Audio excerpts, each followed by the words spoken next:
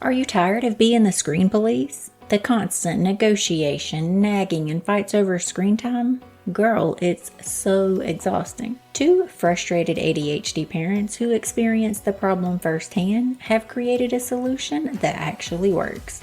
Screen Coach is a time management app that rewards good habits. Kids can earn their screen time by doing activities set by you, chores, homework, even brushing their teeth. You can allocate times for kids to access certain apps only or block all apps. Once it's set up, you can relax. There's no sneaky workarounds. Endorsed by psychologists, Screen Coach enforces those routines that help ADHD kids and parents thrive. They offer a free 30-day trial, and because you're part of the Chaos fam, you can even get a 5% discount after the trial. You can head to myscreencoach.com/chaos or click the link in the description and start building healthy habits for life.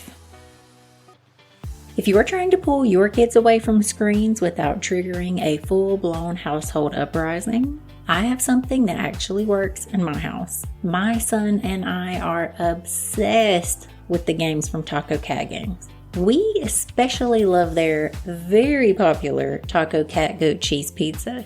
I am not kidding when I say every family we've given it to comes back saying the same thing.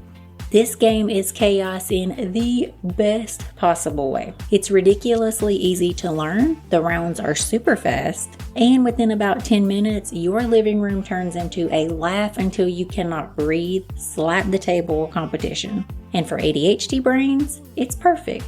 Quick feedback, constant engagement, lots of movement, all the things that keep kids actually interested, which is exactly why I love it for our Screens campaign. Games like this create those tiny moments of connection that reset everyone's brain after a long day of school, homework, and way too much dang screen time. So if you're looking for a 10-minute family reset that actually works, check them out at tacocatgames.com or check them out in the show notes, because sometimes the best way to compete with screens is with doing something even more fun.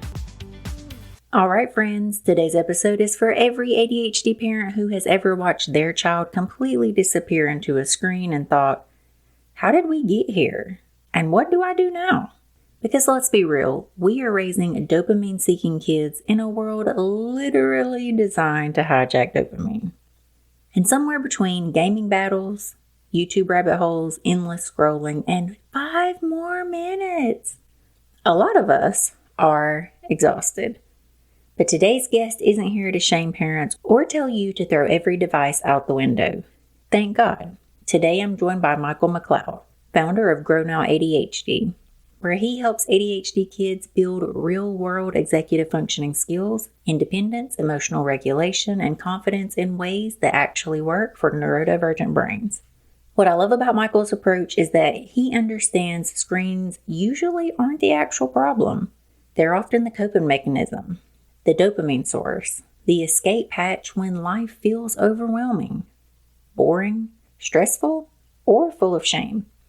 So today, we're talking about why ADHD kids get stuck on screens, why transitions can often feel explosive, what screens may be replacing in childhood, and how we help our kids build lives that feel rewarding outside of a device. This conversation is practical, validating, and incredibly important to ADHD families trying to survive modern parenting. So, grab your emotional support coffee, and let's welcome Michael to the mic. Welcome to Chaos and Caffeine, the ADHD parenting podcast where you do not need a degree to understand your kid.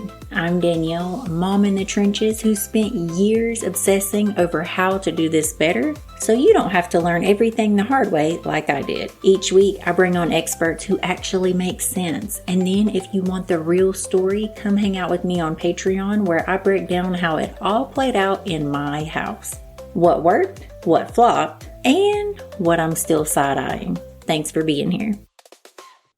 Mike, welcome to Chaos and Caffeine. Thank you so much for having me. I'm so excited to chat with you. I am very excited. I think you are one of the highest ADHD experts I have had on to date, so I'm a little nervous. Yeah, I'm more nervous, trust me. So before we get into all of the jazz that you've just educated me on before we even came on, I would love for you to tell our audience a little bit about who you are. Sure. So my name is Michael McLeod. I'm the owner of Grow Now ADHD. I started my career as a speech and language pathologist, and during my time as an SLP, I had a great opportunity to work with a large national organization, worldwide organization, really, that works with boys and girls with chromosomal disorders. And they have their speech and language needs, but they also have ADHD. So I learned very quickly from working with these students and these families that there's really very little out there that was actually moving the needle and improving long-term outcomes for these kids. They were being sent to very talk therapy, counseling, cognitive behavioral therapy, play therapy, social skills groups, all these different things that were recommended to them after a very expensive evaluation, but you find out isn't even evidence-based for ADHD and executive functions. So nothing was actually helping. So I took a very, very deep dive into the great work of Dr. Russell Barkley, Dr. George McCloskey, fellow speech and language pathologists and incredible individuals and pioneers in this field, Sarah Ward and Kristen Jacobson, my podcast co-host Ryan Wexelblatt, and really took a deep dive into ADHD and executive functions and realized just how misunderstood it is. ADHD is not an attention disorder. Executive functioning is not time management, organization, messy backpacks, messy folders. These are crucial life skills. And in today's day and age, they're simply not being developed the way they were when you and I were kids. I developed the internal skills model. We did a year-long research study on the Grow Now model of internal skills, parent training, internal skills training, and everything really expanded from there. So my ADHD brain is already going on a side quest. Do you mind telling me why our executive functioning is not being strengthened the way that it was when we were younger? Excellent question. So there are very specific things. So, kids and teenagers, the youth of the world are true dependents. Their lives and their experiences and the things that they do on their day to day they only get to experience the world that we as the adults give them.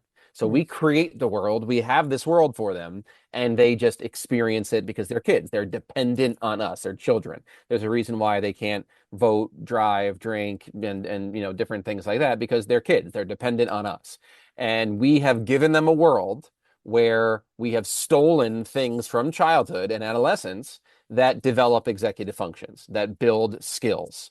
Number one is play, outdoor, unstructured, unsupervised play. There is nothing more important. There is nothing more beneficial to the childhood brain, childhood development, teen development than outdoor play. Being in nature, playing, moving your body, exercising. We have eliminated play. You drive through neighborhoods, playgrounds are empty, fields are empty, kids are inside on screens in their phone.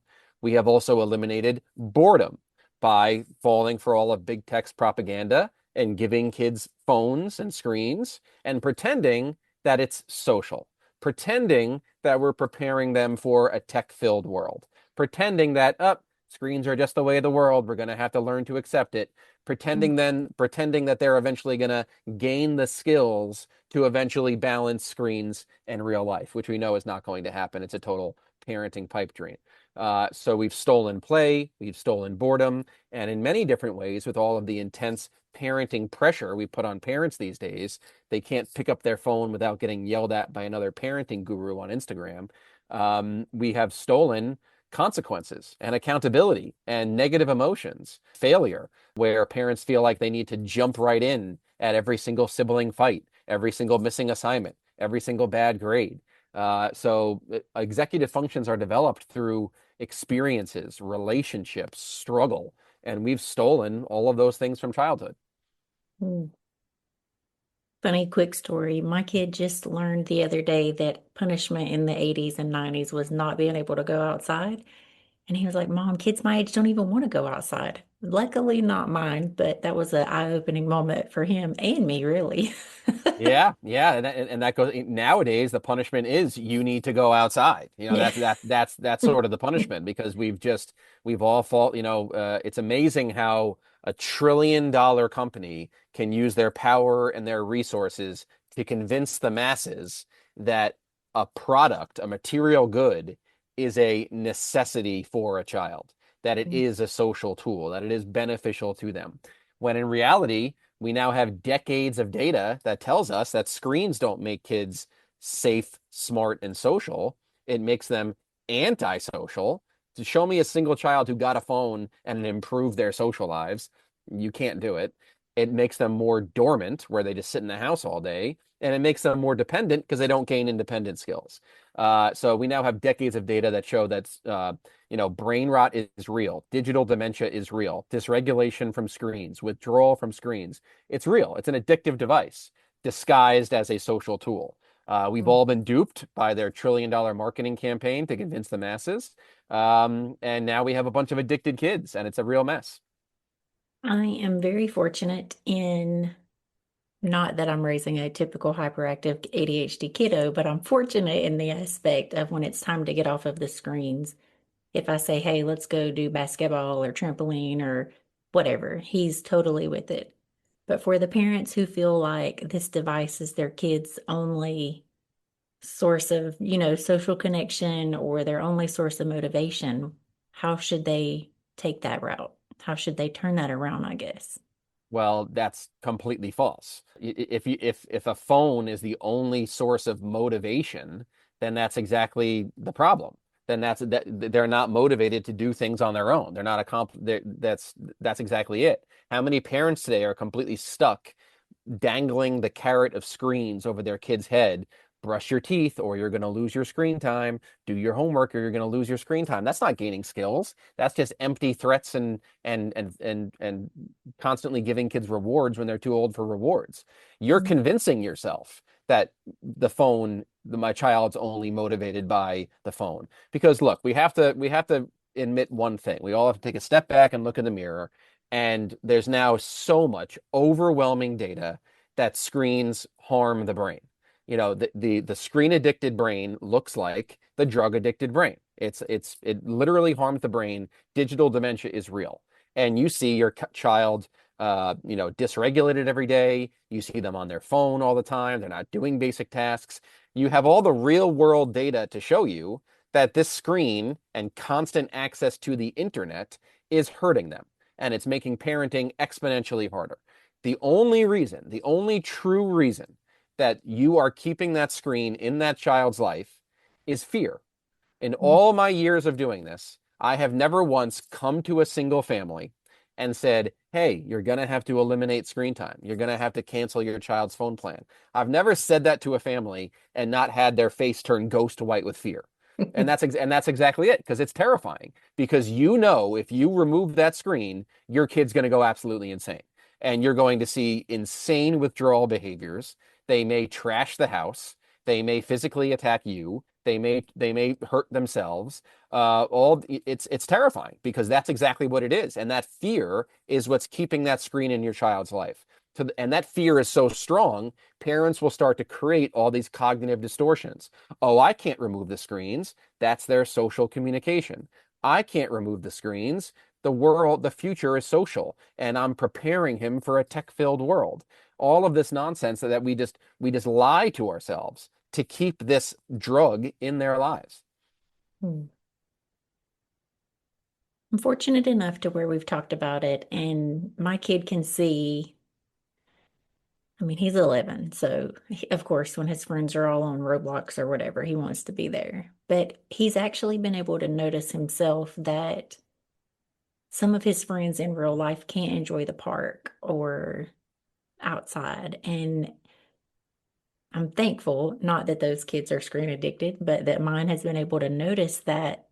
And when it's time to take a break, you know what I mean? Like, Mom, let's go outside. So for the You you parents are who, you are in the blessed minority. yes, You are in the 0.0001% yeah, of ADHD kids and parents. So that is a true blessing that your for child's sure. able to stop and notice things. So for all the ADHD parents listening out there, please know that you are probably in the majority, and Yeah.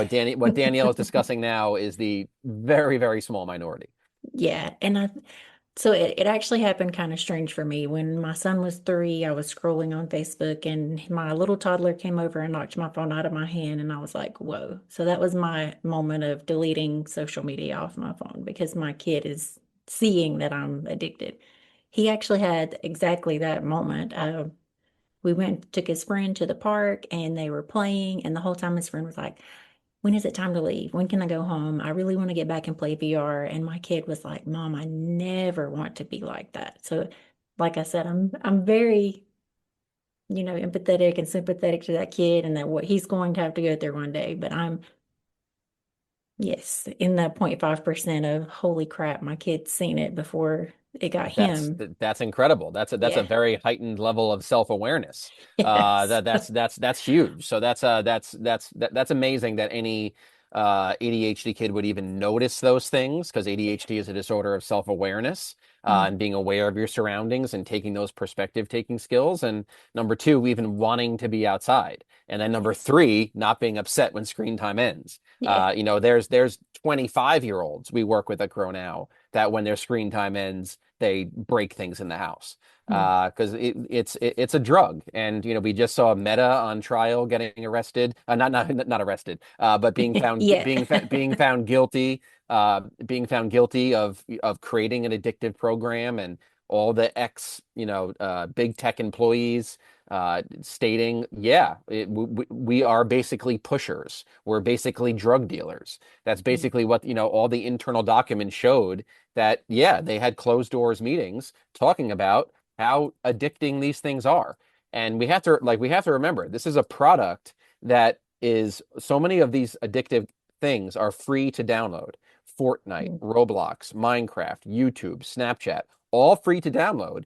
They're making their trillions of dollars by how much you're on the device.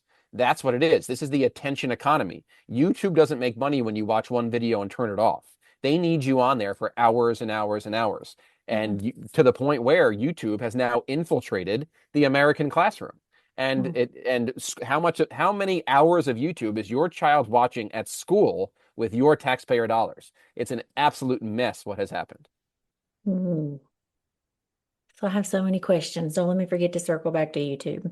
But for the parents that do not have the unicorn child of, hey, mom, let's go outside, and the ones that are like, holy shit, if I take his iPad away, he's going to trash the house. What's the next step? I mean, other than just do it, how would they even approach that? So step one is, we have to remember, the ADHD brain responds best to structure and condition. That's why the majority of ADHD kids, not all, the majority, every kid is different. It's always a unique individual. The majority of ADHD kids do better at school than they do at home. School is structured with conditional relationships. It's Mm. predictable, there's a schedule, and there's conditional relationships. There's peers who can choose not to associate with me, and there's teachers I can easily get in trouble with. Then they come home, and home is the opposite. Home is unstructured, and home has unconditional relationships. So it's the parents that get the worst of ADHD behaviors. We always associate ADHD with school and executive functions with school, but it's the home. It's mom who sees the majority of behaviors. And that's the truth. That's what it is. Like, I'll have parents call me to learn about Grow Now services, and they'll talk about, oh, my child trashes the house. He's on screens all day. He won't brush his teeth. He won't get ready in the morning. He attacks his sibling. All these different things all the time.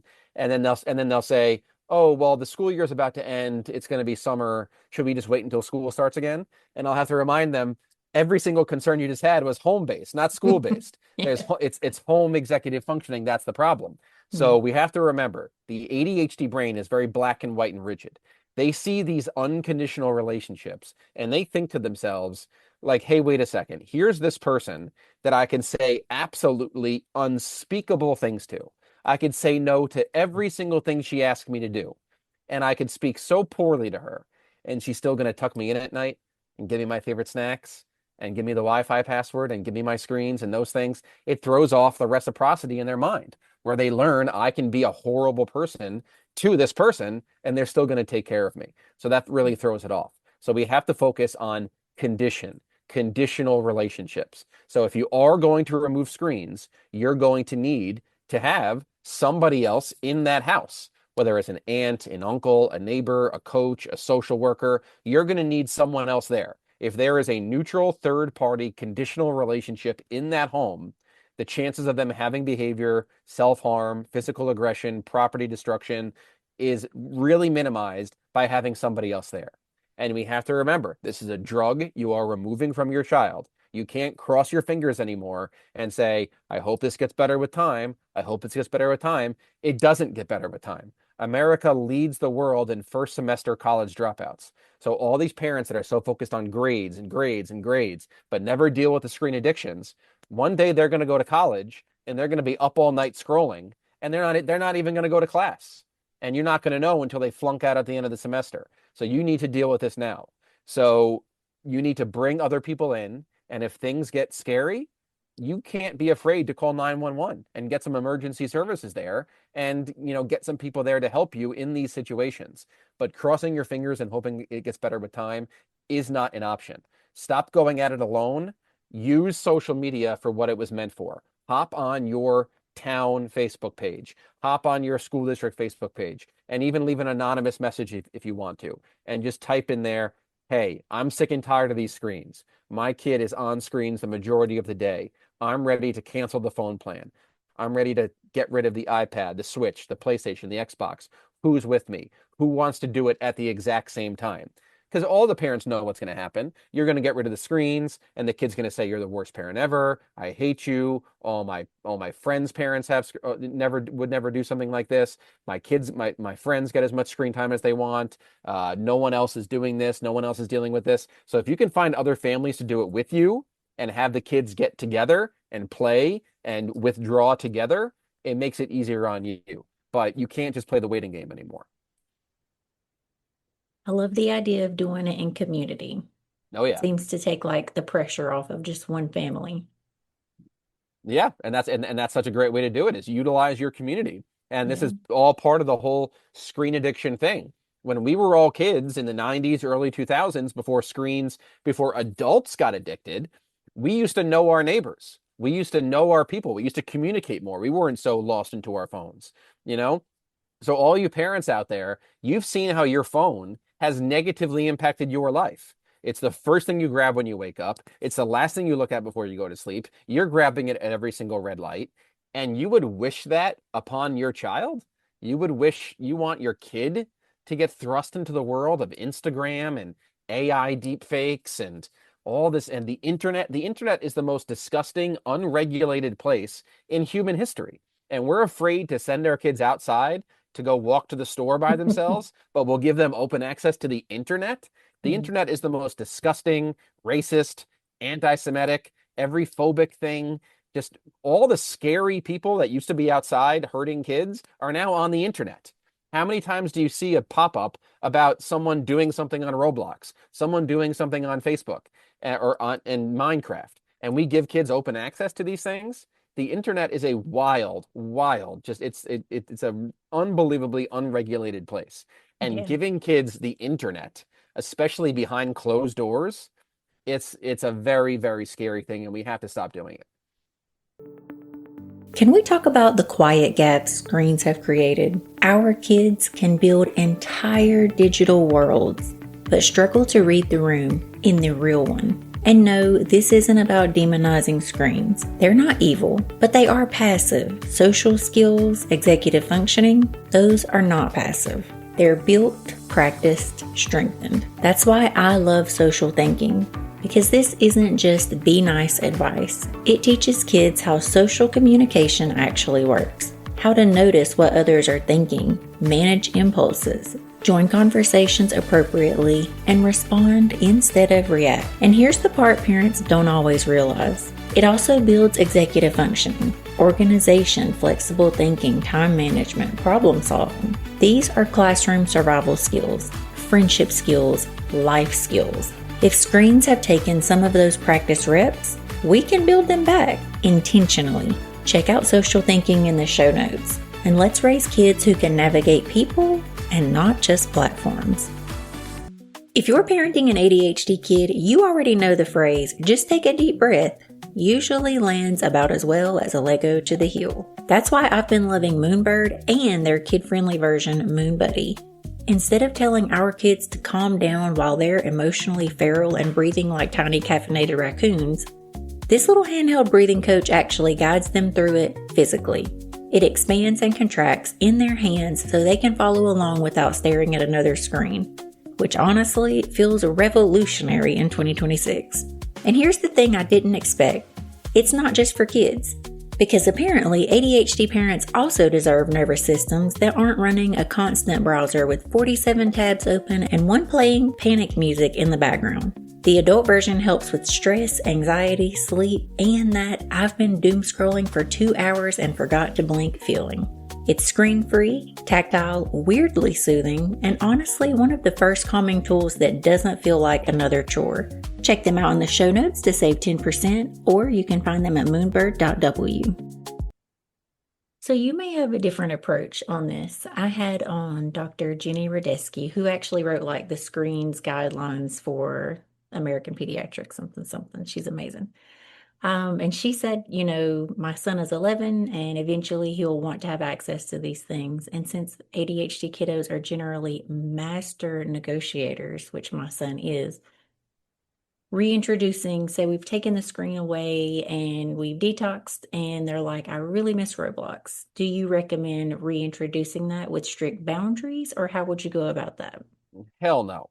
Absolutely not. You keep that thing away. Like this is the mistake so many parents make is they'll remove screens and then the kid starts doing so well. They're Mm-mm. so much more regulated. Their grades improve, their relationships improve, their overall quality of life improve, their sleep, their diet, everything improves. And the parents are like, "You're doing so great, buddy. I think it's time for screens again." And then the whole thing happens again. So don't convince yourself that all of a sudden he can handle it. You're seeing the progress. You're seeing how much better your son is doing once screens have been removed. Parents have to realize we live in a world now where the greatest advantage you can give your child is not giving them a phone, not giving them internet access. That's what's preparing them most for the world. Where they're going to grow into a world where AI is going to do most of the computer stuff. So what's the true skill of the future? People skills, communication skills, interpersonal skills, being able to work in a team, being able to be flexible. You're never going to learn those skills on a screen. Screens make you more rigid, more antisocial, less flexible. So no, keep the screens away. The all the parents out there, like show me a kid who got a phone early versus show me a kid that doesn't have a phone, and you can pretty much guarantee which kid's going to be more regulated and which kid's going to have a higher quality of life. So keep that away as long as you possibly can. Roblox does not improve quality of life. It's not a real social experience in any way, shape, or form. We convince ourselves that it's really social because they're talking and all this different things. That's not a social experience. Human beings are social animals. We need relationships. It's food, water, shelter, relationships. And we're convincing ourselves that Fortnite, Roblox, Minecraft, Snapchat are social experiences. Are you kidding me? How is that going to help you make friends in college? How's that going to help you communicate with people at work? Those are not real social experiences. They're marketed that way, and we all fell for it. Indeed, we did. I remember way back in 2008, this little blue app. No, I'm just kidding. Okay, so we've taken the screens away. We've gotten a better quality of life. And before we started recording, you said that you were just coming from an IEP and you recommended taking the Chromebook away. And then earlier you mentioned about YouTube. Do you mind telling me about all of that? Yeah. So big tech uh, is, once again, it's the attention economy. And they realized that schools were the biggest untapped market for them to continue making money. So they, during even before COVID, they started selling Chromebooks to school. And then COVID really sped things up and allowed them to fully infiltrate the American and in many other countries as well, but especially in America, infiltrate the American education system. And all of the data is out, all of the information is there. EdTech is the single worst thing to ever happen to education in the history of education. This is the first generation of youth that is doing worse than the generations before them in test scores, in mental health, in everything. And that's the first time in human history that's happened. We've always progressed and grown and learned and matured. This generation of youth is failure to launch, not capable, because we have thrown screens in their face and succumbed to big tech's marketing. And it's been an absolute disaster.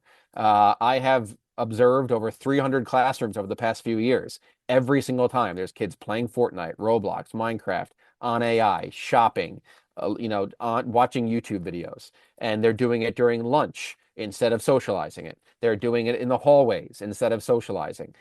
During free periods when they finish their work, they're just playing games the entire time. They're not even talking anymore. Your taxpayer dollars are going towards YouTube making lots of money. All of these different programs. And you're basically giving kids a computer and you're asking them to listen to this lecture on the periodic table, on the Civil War, all these incredibly boring, stupid things. And you're asking them to listen to these lectures and resist the internet in front of you. What kid, ADHD or not, has the self-regulation skills to resist the internet? It makes no sense. And then schools will have the whatever you want to call it to tell parents, oh, he has to learn the skills to resist, and they'll provide consequences if the kid is playing games in class and is off task. Of course they're off task. You're giving them a computer that gives them access to the internet. That's like asking someone with a gambling addiction, go sit in a casino and read a book. They're not going to be able to do it. They're going to start pulling slot machines all over the place. So it's pathetic what schools are doing. The majority of teachers hate the ed tech. We've tied standardized tests to ed tech, so teachers are backs up against the wall. It's school leadership that have their retirements and pensions all based around standardized test scores and those kinds of things, and it is a ridiculous mess. There's a great book called The Digital Delusion by Dr. Jared Cooney Horvath that every single parent needs to read and gift to their school and make sure their school leadership reads it.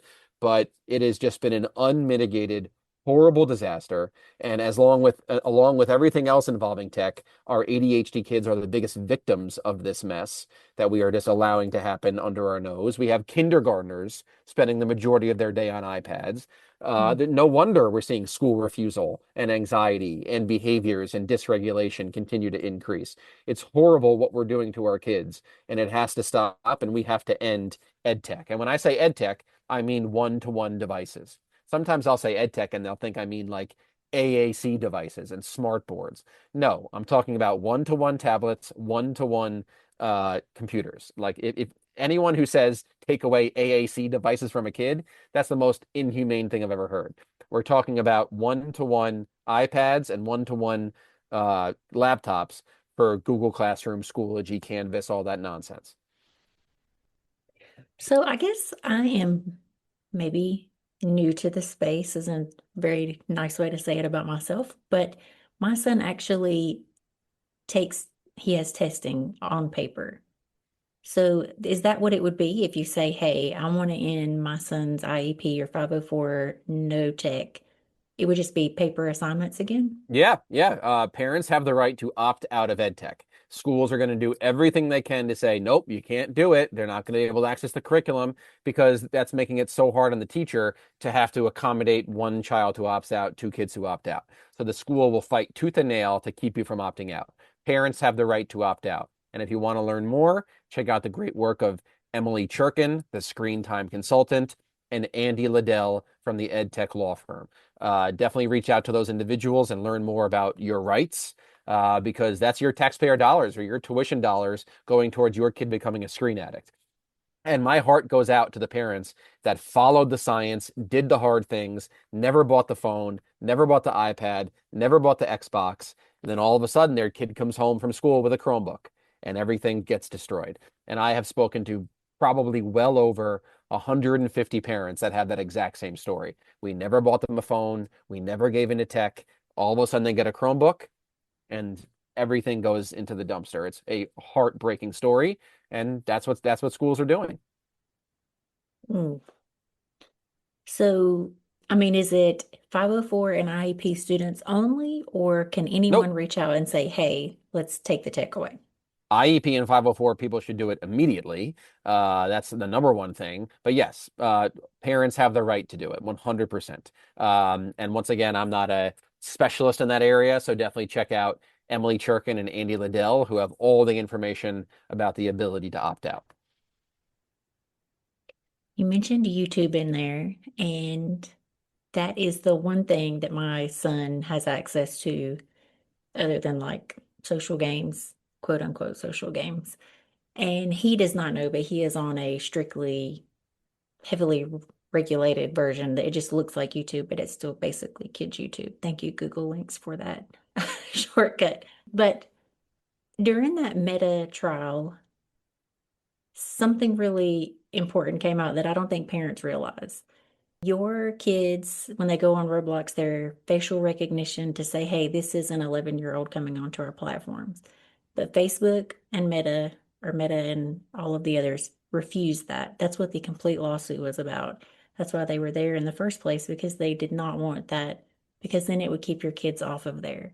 And I don't think enough people are talking about that. Yeah, and that's exactly it. So when we talk about ed techs, it's most often Chromebooks.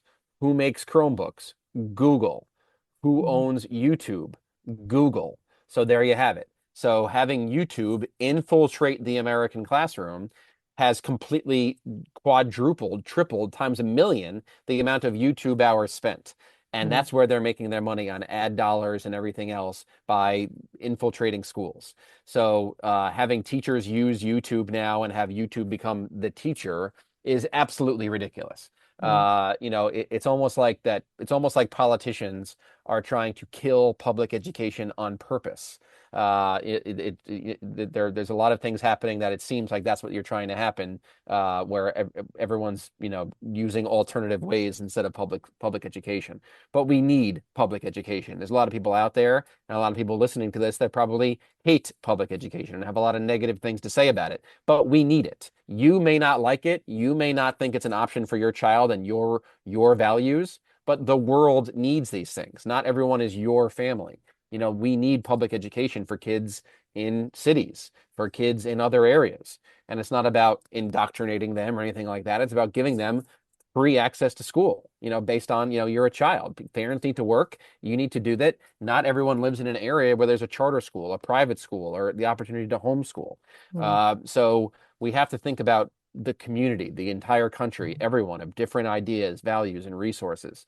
And by infiltrating it with AI and tech and YouTube has just really, really harmed. And we're seeing it with our kids. They're graduating high school. Many of them are graduating still illiterate, still can't read, can't write, have no actual life skills. And then they can't go to college, they can't work, and they're stuck at home. And that's not a very good thing for the economy. I think that leads perfect into my next question. You said that basically we're handing our kids these devices, and also I think we're probably being hover parents, which I'm totally guilty of, which is stealing our children's ability to strengthen their executive functioning and learn. How do we start rebuilding that after we have taken the devices away? By doing less. That is the biggest thing. So screens unintentionally make parents permissive helicopter parents because screens keep kids in the house, so they're always under your microscope, and it creates a lot of dysregulation that burns you out, or you end up overindulging the child to avoid conflict. That's the definition of permissive parenting. Overindulging the child to avoid conflict. You're constantly walking on eggshells around them because they're so volatile because of the screen dysregulation. So really what needs to happen is we need to bring back childhood, which is relationships and experiences, real face-to-face, in-person, play-based relationships, and real varied experiences. Your child needs to be in as many clubs, sports, activities, outdoor unstructured free play as possible.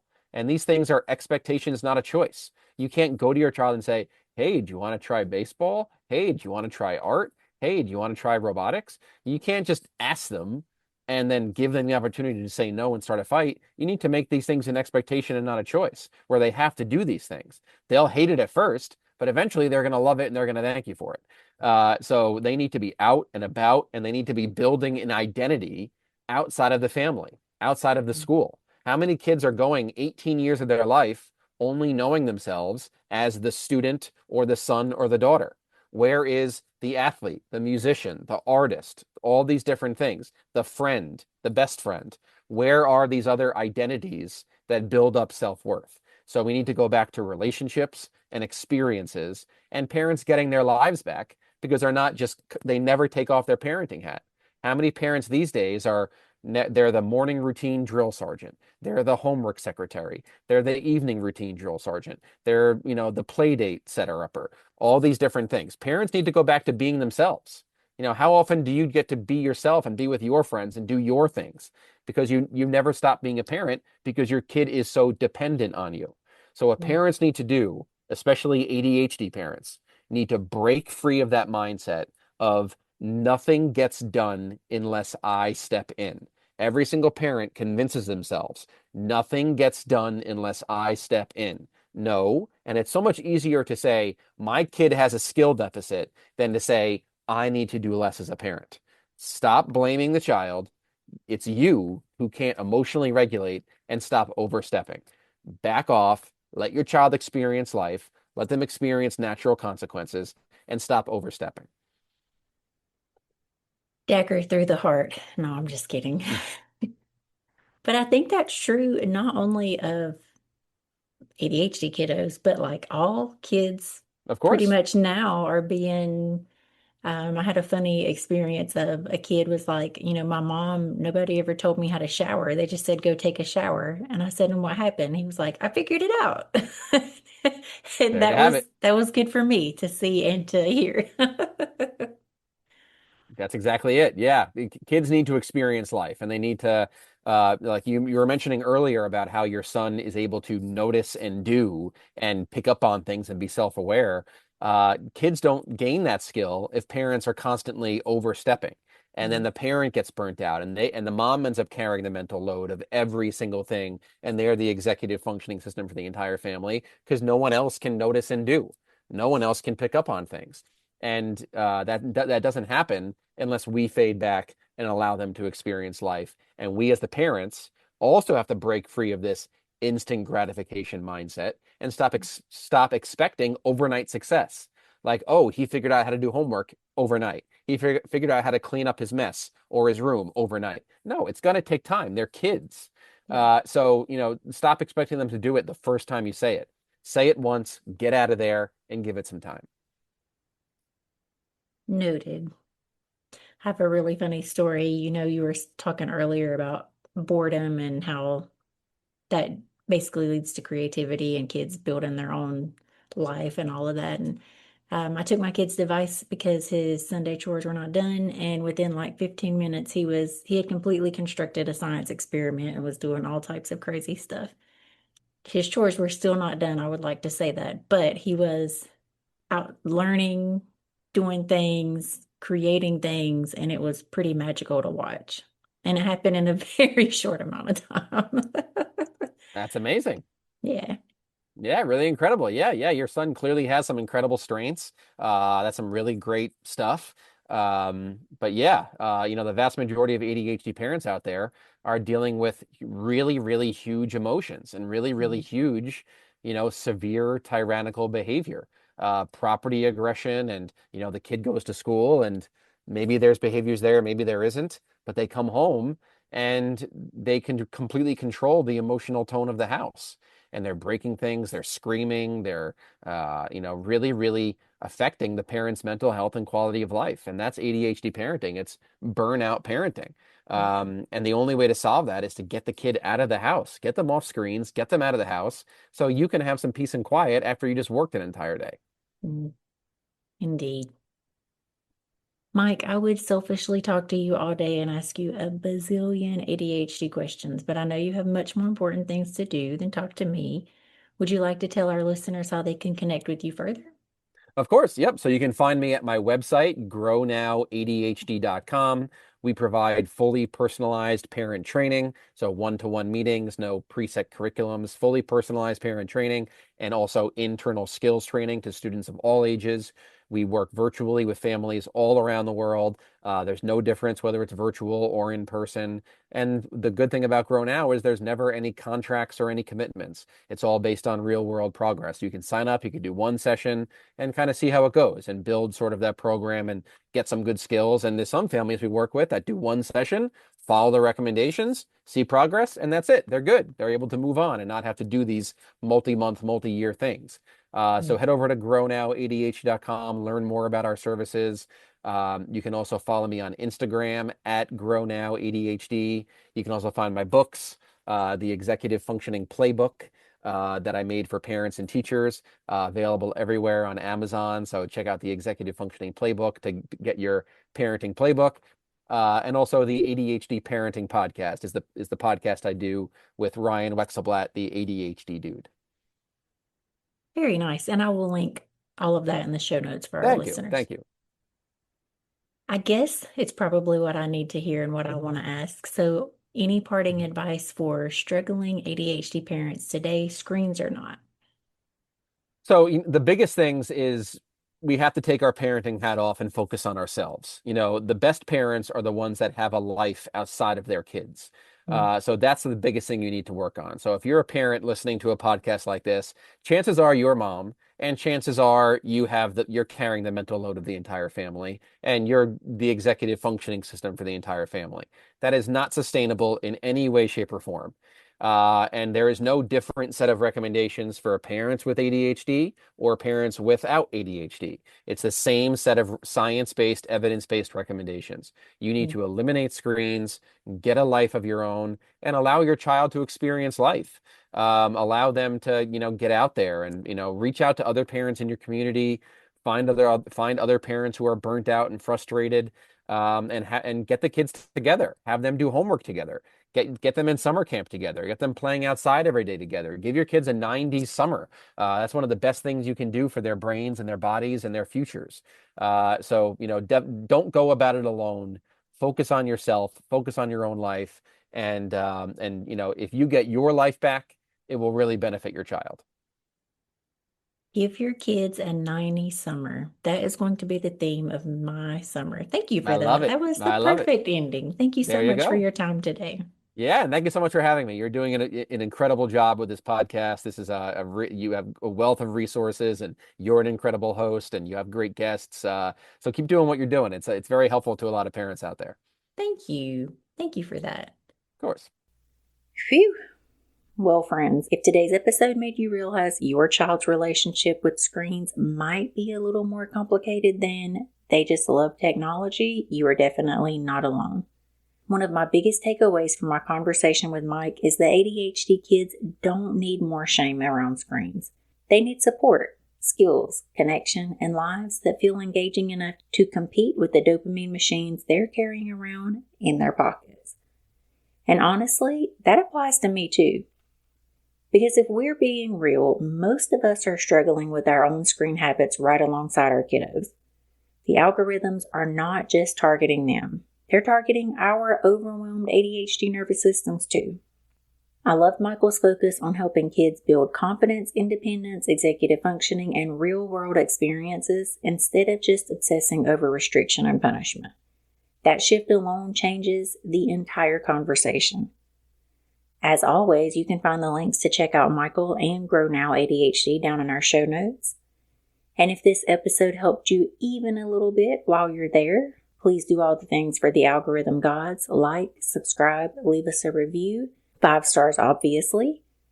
But more importantly, I need you to share this with another ADHD parent who needs to feel a little less alone in this chaotic world of ADHD parenting. Until next time, friends, regulate yourself before you try to regulate your child, and don't forget the caffeine. Bye, guys. If you're a parent in the neurodivergent world, you already know this. We read labels like it's our second job. We side-eye ingredients, we Google brands at midnight, and we're constantly looking for support options that feel intentional and not sketchy. That's one of the reasons so many families, including my own, trust Mary Ruth Organics. Their supplements come in easy-to-take liquid drops, which honestly matters when pills are a hard no. The flavors are kid-friendly, the formulas are vegan, Clean Label Project certified, and the company itself is a B Corp, which means they actually care about what goes into their products and how they operate.